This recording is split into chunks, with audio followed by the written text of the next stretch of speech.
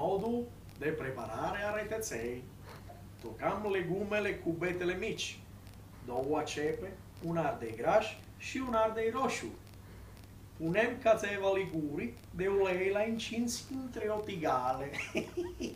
În capatoare si adăgăm legumele, tocate în momentul în care uleiul începe să sfaie.